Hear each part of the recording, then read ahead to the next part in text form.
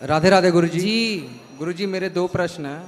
पहला प्रश्न ये है कि जैसे आजकल बड़ी बड़ी बिल्डिंगें बनती हैं 16 तल्ला 18 तल्ला, तो उसी में ऊपर में एक छोटा सा पूजा रूम बनाए हुए हैं, तो उसमें शिवलिंग रखे हुए हैं। बहुत एक दो गुरुजी ने बोले कि शिवलिंग नहीं रखा जाता है उस तरह से, तो उसमें आपका राय लेना था।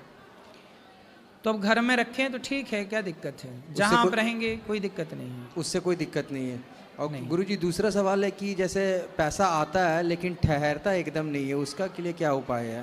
तो कौन से दरवाजे से निकल जाता है? हाँ कौन से गेट से निकल जाता है? वो आगे पीछे दोनों तरफ से निकल जाता है। तो गेट में लॉक मार दो ना, जिस गेट से निकलता है। शराब पीते हो? बहुत कम पीते हैं हम। कम पीते हो? हाँ। मतलब शराब के रास्ते निकल जाता है। मांस खाते हो? मांस कभी कभी। मतलब मांस के रास्ते निकल जाता है, हैं? जी जुआ खेलते हो? नहीं, जुआ नहीं खेलते। तो आपके दो गेट खुले हैं, आपने बताया ना, दो तरफ से। दो तरफ से यही है, मांस में पैसा चला जाता है, शराब में पैसा। पैसा जो है ना, धन होता है बेटा, लक्ष्मी। जी। पैसा को हम लोग क्या मानते हैं? लक्ष्मी। लक्ष्मी हमारी कौन है रिश्ते में? माँ। माँ। और माँ को आप एक किसी जीव की हत्या करने में आप माँ को खर्च करोगे तो माँ नाराज होगी कि प्रसन्न होगी?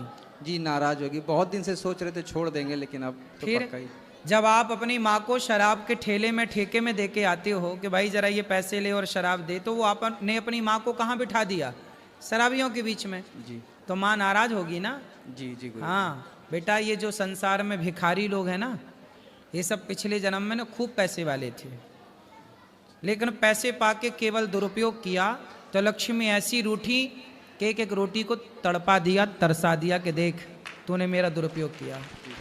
इसलिए जो पैसे का आज मजा आता है ना, मांस खाने में, शराब पीने में, ओ अय्यासी करने में, इन सब का परिणाम लक्ष्मी जी चखाएंगी।